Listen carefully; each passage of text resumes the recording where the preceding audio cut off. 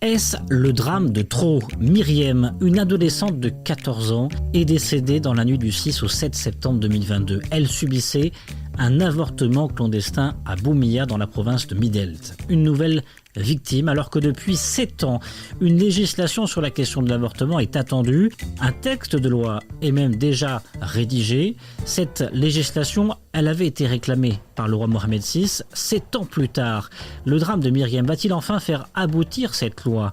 Quel est l'état des discussions sur ce texte actuellement et quel espoir? Passage au scan. Je suis Landry Benoît, vous écoutez le Scan, le podcast Actu de Tel Quel. Et ce vendredi 16 septembre 2022, je vous propose de parler avortement avec professeur Shafik Shraibi. Il nous a fallu du temps pour avoir l'autorisation de tourner ce reportage à Rabat.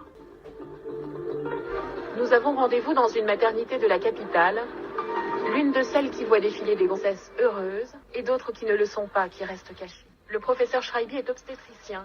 Il dirige ce service de maternité. Il est l'un des icônes de la lutte pour la légalisation de l'avortement à des fins médicales. En 2015, son intervention dans une enquête télévisée de la chaîne France 2 lui avait valu d'être licencié de son poste de chef de service au sein de la maternité des Orangers à Rabat. Son licenciement avait créé la polémique sur la question. 7 ans après, aucune loi en la matière n'est passée. Alors cette loi restera-t-elle au placard? On en parle avec professeur Shafik Shraibi. Il est gynécologue, président de l'AMLAC, l'association marocaine de lutte contre l'avortement clandestin. Bonjour. Bonjour. Le drame de Myriam est-il le drame de trop? Eh bien écoutez, c'est le drame de trop, oui, c'est un petit peu la goutte qui fait déborder le vase, mais ce vase ne veut toujours pas déborder, puisque nous militons depuis des années pour donner la possibilité à des personnes qui sont dans des situations aussi dramatiques. Imaginez, c'était un viol, la pauvre petite Myriam, c'était un viol. Elle a trouvé personne pour la faire avorter. Elle a été se donner en pâture à des gens, à des personnes, je dirais des charlatans peut-être, mais je ne sais pas, en tous les cas à des personnes qui ne sont pas aptes à faire un vrai avortement dans les règles de l'art. Et voilà à quoi ça aboutit, à une hémorragie et à son décès malheureusement. Alors 4 personnes ont été mises en cause dans cette affaire, dont la mère de la victime. On rappelle les chiffres au Maroc. Chaque année, 50 000 naissances hors mariage, 600 à 800 avortements chaque jour selon votre association, l'AMLAC. Combien de morts à cause de l'avortement clandestin chaque année? Alors les 600-800 avortements que nous avons annoncés à l'AMLAC, ce sont des chiffres estimatifs que nous avons faits lors d'une étude, c'était en 2011 ou 2012. Mais ce qui est exact, c'est les chiffres donnés par l'OMS concernant la mortalité. On sait que 13% de la mortalité maternelle est imputée à l'avortement. Donc, 13% de la mortalité maternelle. Vous savez ce que c'est la mortalité maternelle? C'est tout décès survenant pendant la grossesse ou pendant l'accouchement. Et l'avortement, on est responsable dans 13% des cas. Voilà. Donc, on peut faire le calcul. Professeur Shafik Shraibi, à quand, du coup, une loi sur l'avortement au Maroc? On le rappelle, à l'heure actuelle, l'avortement reste toujours passible de 6 mois à 5 ans de prison. Le code pénal sanctionne aussi bien la femme qui avorte que les personnes qui pratiquent l'acte. Il y a 7 ans, professeur Shafik Shraibi, le Maroc s'était engagé dans un profond débat sur l'urgence d'un assouplissement de sa législation. Une commission officielle avait même recommandé que l'avortement, dans quelques cas de force majeure, devienne autorisé, notamment en cas de viol. C'est ce qui s'est passé pour la petite Myriam, ou de graves malformations. Aucune loi depuis, ça ne bouge pas. Pourquoi? Oui, malheureusement.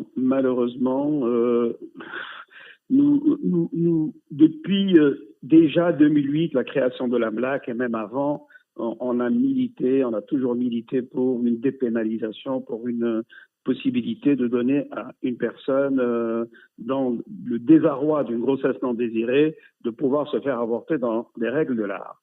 Déjà en 2010-2012, on disait que ça y est, bientôt une loi va sortir, tout le monde était très optimiste. Rien eu jusqu'à 2015, suite à ce fameux documentaire de France 2 sur Envoyé spécial qui a fait beaucoup de bruit et qui a entraîné mon éviction au niveau du chef de service. et intervention tout de suite, puisque j'ai été soutenu par la presse et soutenu par beaucoup de réseaux sociaux. Intervention de Sa Majesté le Roi, qui a invité, effectivement, qui a convoqué ministre de la Justice, ministre des Habous Affaires islamiques et le président du CNDH. Suite à ça, un projet de loi a été mis en place qui donnait la possibilité, en cas de viol, d'inceste, malformation fœtale et les filles ayant un handicap mental. Ce projet de loi a été adopté en conseil de gouvernement en mai 2016 et puis il devait passer au Parlement pour être discuté en commission et enfin être voté. Malheureusement, il n'y avait pas de volonté politique pour faire passer ce projet. Il y avait les conservateurs qui étaient le PJD et qui délibérément, je le dis bien délibérément, a mis ce projet dans les tiroirs. En 2018, j'avais envoyé un courrier à M. Saad El-Othmani disant où est-ce qu'il est ce projet de loi pour lequel on s'est combattu. Il m'avait répondu me disant oui, il va être en discussion. Il a été effectivement en discussion, mais en discussion au niveau de la commission de la justice qui n'a pas discuté que ce projet. Elle lui a pas donné la priorité qu'il fallait parce que tous les jours, il y a des drames en rapport avec les grossesses non désirées. Il n'y a pas que le décès de cette petite fille, mais il y a des suicides, il y a des enfants tués et abandonnés, il y a des femmes qui sont jetées dans les rues, il y a des crimes d'honneur, il y a des médecins ou des personnes qui sont jetées en prison parce qu'ils ont pratiqué l'avortement. Donc il y a une série de conséquences dramatiques en rapport avec les grossesses non désirées. Donc, M. Saad El-Othmani m'a dit oui, ça va être discuté. Ça a été discuté, mais ça a été discuté dans le cadre de toute une réflexion globale du code pénal marocain. Et c'est fini en décembre. Il devait passer pour, soi-disant, vote en plénière au Parlement, mais il y a eu le Covid. Bon, pas de chance. Oui, par malchance. Et hop, plus rien, et puis le gouvernement a changé. Tant pis ou tant mieux. Tant mieux, puisque on s'est dit, maintenant, il y a un gouvernement pour lequel on a voté, qui est le RNI et le PAM, ils ont une large majorité, ils se sont toujours exprimés pour une dépénalisation, ils sont avec le... Eh bien pourtant, ça fait maintenant 1 an qu'ils sont là, eh bien rien encore. Je ne comprends absolument pas du tout ce que fait M. Arnouch, ce que font les partis politiques, ce que fait cette majorité. Qu'est-ce qu'elle attend? Qu'est-ce qu'ils attendent? Parce que c'est très grave ce qui se passe. C'est très, très grave. Et maintenant, ce qui se passe, c'est que je remarque que la police, ou si vous voulez, la justice, devient de plus en plus sévère vis-à-vis des personnes qui font des avortements. C'est-à-dire que ces dernières années, on a vu beaucoup plus de personnes, de médecins, beaucoup plus